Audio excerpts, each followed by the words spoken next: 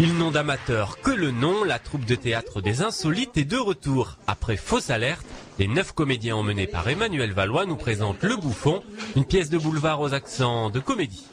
Alors Le Bouffon, c'est l'histoire d'une maison de production, la Nirvani Show, qui est en faillite.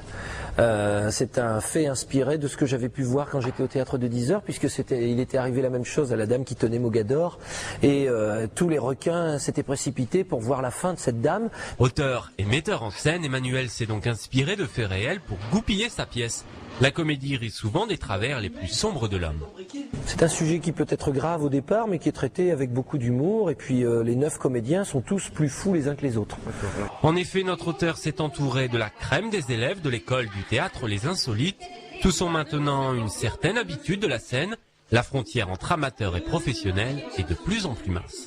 Je dirais que ce sont des semi-professionnels, parce que ce sont des gens qui ont quand même une certaine dextérité, une habitude. Ils ont travaillé à l'école des Insolites d'arrache-pied pendant des années, donc ils ont quand même une sacrée expérience. Ils ont été triés sur le tas. Il aura fallu plus de 2 mois de répétition, quelques dizaines de pages de textes apprises par cœur pour que la première représentation ait lieu. Un travail de tous les jours pour le plus grand plaisir du public. Je suis con. Oh non, je ne trouve pas. Très con. Oh là, vous exagérez. Consciencieux.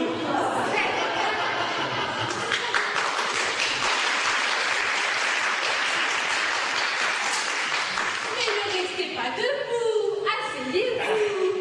Désirez-vous prendre quelque chose? Un café, un thé? Ah, j'aime bien la camomille. Tenez ma fille.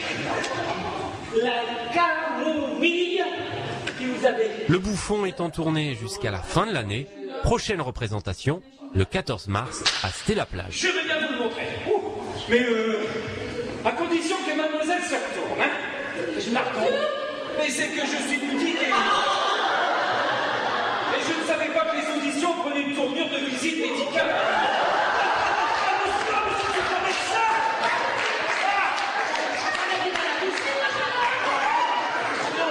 Vous me dites que vous avez des dons de chanteur, alors il est normal que je vois et surtout que j'entends.